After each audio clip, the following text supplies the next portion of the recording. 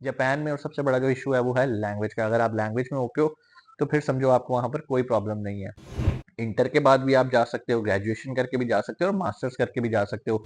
Even Australia के लिए भी आइल्स की रिक्वायरमेंट होती है, तो यहाँ पर भी जापानीज लैंग्वेज की एक रिक्वायरमेंट है मिनिमम। अस्सलाम वालेकुम, उम्मीद है आप खैरियत से होंगे। आपके फीडबैक का बहुत बहुत शुक्रिया। लास्ट वीडियो हमने बनाई जापान से रिलेटेड के कैसे आप स्टूडेंट वीजा लेके जापान जा सकते हैं, जो कि एक बहुत ही इजी वे है जापान जाने का। इजी वे मैं इसलिए कह रहा हूँ कि ना सिर्फ आप वहां पे जाके पढ़ते हैं, डिप्लोमास करते हैं, बल्कि अपने स्टडी वीजा को, स्टूडेंट वीजा को कन्वर्ट कर सकते हैं वर्क परमिट के अंदर। और अगर आपकी एजुकेशन क्वालिफिकेशन जापान की हो तो वहां पे वर्क वीजा लेना कोई मुश्किल काम नहीं है। उसकी एक वजह है, जब भी आपने जापान में पढ़ना होता है तो सबसे पहले 1 साल तो आपने जापानीज लैंग्वेज पढ़नी होती है, तो वो पहले आपको 1 साल तो अपनी लैंग्वेज पढ़ाते हैं। और जब आप उनकी लैंग्वेज सीख जाते हो तो आप उनके लिए बहुत ही काम के बंदे हो जाते हो। अब वो लैंग्वेज सीखने के बाद 1 साल के बाद आप कोई डिप्लोमा पिक करते हो, कोई 4 साल की डिग्री पिक करते हो, it's totally up to you. Inter के बाद भी आप जा सकते हो, ग्रेजुएशन करके भी जा सकते हो और मास्टर्स करके भी जा सकते हो। मैक्सिमम एज लिमिट जो इसकी आती है वो 35 ईयर्स है। पहले ये 30 ईयर्स थी, अब 35 ईयर्स है। मींस कि स्टूडेंट वीजा पे 35 साल तक के लोग अप्लाई कर सकते हैं। अब बहुत सारे लोगों के जहन में ये सवाल थे पिछली वीडियो में कि सर एलिजिबिलिटी क्राइटेरिया क्या है। तो भाई आपका इंटर अगर पास है, लाइक अगर आपने F A F S C pass किया हुआ है, सप्ली नहीं है, फेल नहीं है, तो आप इसके लिए अप्लाई कर सकते हैं। तरीकाकार क्या था, बड़ा सिंपल है। मैं ज्यादा स्टडी वीजा को आज डिस्कस नहीं करूंगा क्योंकि आज का हमारा जो मेन टॉपिक है वो जापान वर्क वीजा से रिलेटेड है। तो थोड़ा सा सिर्फ मैं इसको वाइंड अप करता हूँ क्योंकि बहुत सारे आप लोगों के सवाल थे पिछले स्टडी वीजा से रिलेटेड। तो मैंने आपको बता दिया कि भाई इसके लिए आपको लैंग्वेज टेस्ट पास करना होता है, बिल्कुल उसी तरह जैसे आप कनाडा में जाते हो, आप यूरोप में जाते हो या दूसरे कंट्रीज में पढ़ने के लिए जाते हो तो आपको आइल्स करना पड़ता है। आप यूके चले जाओ, कनाडा चले जाओ, इवन ऑस्ट्रेलिया के लिए भी आइल्स की रिक्वायरमेंट होती है, तो यहाँ पर भी जापानीज लैंग्वेज की एक रिक्वायरमेंट है मिनिमम। और वो ये है कि आपने 160 आवर्स यानी कि 160 घंटे ट्रेनिंग ली हो जापानीज लैंग्वेज की।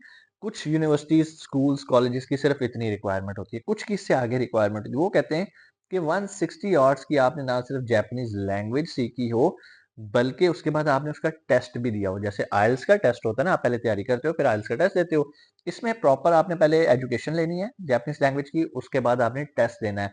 और जो जापानीज लैंग्वेज का टेस्ट होता है उसको N5 सर्टिफिकेशन भी कहते हैं, N5 टेस्ट कह लें आप आसान अल्फाज में। N5 होता है स्टूडेंट्स के लिए जिन्होंने वहां पर पढ़ने जाना है। इसके अलावा एक N4 टेस्ट होता है, और N4 टेस्ट वो होता है जो वर्क वीजा में आपको यूज होता है, जो कि वो उनकी रिक्वायरमेंट होती है। अगर आप वर्क वीजा पे जा रहे हो तो आपके पास N4 का सर्टिफिकेट होना लाजमी है। अब आपको मेरी बात समझ में आ रही होगी मैंने इतनी लंबी तमहीद क्यों बांधी है लैंग्वेज से रिलेटेड। जापान में और सबसे बड़ा जो इशू है वो है लैंग्वेज का। अगर आप लैंग्वेज में ओके हो तो फिर समझो आपको वहां पर कोई प्रॉब्लम नहीं है। अगला आपका जो सोल्यूशन आएगा कि सर अब हमें कोई ऐसा रास्ता बताएं जहां पर जाके हम जापानीज लैंग्वेज सीख सकें, और वो कौन सा ऑथराइज इदारा है जो कि आपको N5 सर्टिफिकेशन देता है। तो भाई मैं आपको नाम बता देता हूँ, द ऑरेंज कंसल्टेंट लाहौर में कलमा चौक में इदारा है, जो कि ना सिर्फ आपको ट्रेनिंग करवाता है बल्कि उनका इदारा जापान से सर्टिफाइड है, और उनका जो सेंटर है वो ऑथराइज है N5 का टेस्ट लेने के लिए, N5 का भी, N4 का भी। अगर आप उनके पास जाते हो, तैयारी करते हो, तैयारी करने के बाद टेस्ट देते हो, तो इंशाल्लाह चांस बड़े होते हैं कि वो इतनी अच्छी तैयारी करवाते हैं कि आप N5 N4 में फेल नहीं हो सकते।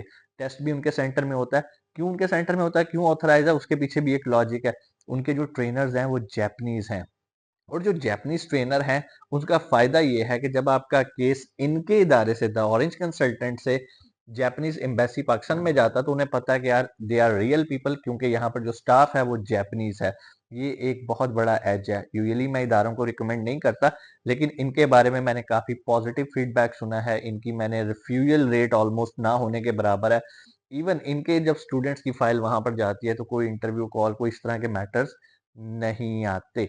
ठीक है जी। अब आप कहेंगे सर इनसे राब्ता कैसे करें, डिस्क्रिप्शन में यार मैं इनका नंबर दे देता हूँ, आप डायरेक्ट इनसे राब्ता करो, अपना केस डिस्कस करो। आपके जो सवाल हैं वो आपको फ्री ऑफ कॉस्ट आंसर करेंगे, फ्री कंसल्टेंसी है। लेकिन जब आप हमसे सर्विसेज लोगे ना तो उसके पैसे हैं। फॉर एग्जाम्पल जाहिर बात है पढ़ाने के पैसे हैं, जाहिर बात है टेस्ट की एक फीस है। फिर उसके बाद एक तरीका होता है कि आपके डॉक्यूमेंट्स जाते हैं जापान में।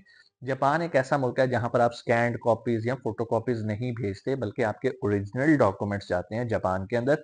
और वहां पे जाके जो इमिग्रेशन डिपार्टमेंट है जापान का, वहाँ पर उसकी अटेस्टेशन वगैरह या जो भी उनकी वेरिफिकेशन है वो होती है।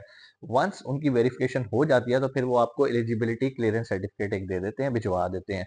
अब होता क्या है, जब एलिजिबिलिटी क्लियरेंस सर्टिफिकेट आ जाता है, साथ आपने N4 का या N5 का, डिपेंड करता है, अगर आप वर्क वीज़ा पे जा रहे हो तो N4 का आपका सर्टिफिकेट है, वो आपने साथ अटैच किया और अब आपका केस तैयार होके पाकिस्तान में जो जापान की एम्बेसी है, वहाँ पर आपका केस चला जाता है।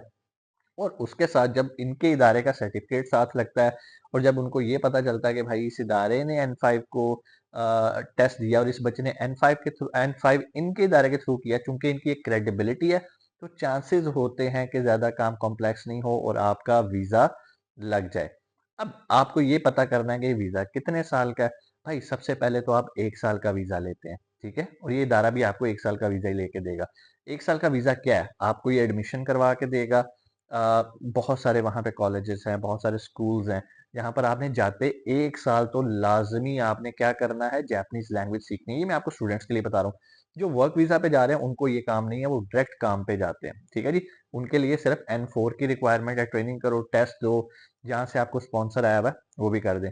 अच्छा, इनके पास बहुत सारे ऑप्शंस भी आते हैं, चूंकि इनकी जापान में भी एक बहुत अच्छी गुडविल है। जापान में जो कॉलेजेस हैं, उनके जो प्रिंसिपल्स हैं, वो इनके इदारे को विजिट करते रहते हैं, इनकी कोलैबोरेशन है उनके साथ, तो इनका एक अच्छी रिप्यूट है कि यहाँ से ये अच्छे लोग जापान में भेजते हैं। अब जब ये इनकी रिप्यूट वहां पर अच्छी है, जाहिर बात है वहां पर इनके पास बहुत सारी ऑप्शंस हैं। आप जाते हो कि सर मैं टोक्यो में जाके रहना चाहता हूँ और वहां पर ही मैं अपना 1 साल की एजुकेशन लेना चाहता हूँ जापानीज लैंग्वेज की, वो आपको टोक्यो के इंस्टीट्यूट्स की डिटेल्स बताएंगे और वहां पे आपका एडमिशन करवा के देंगे।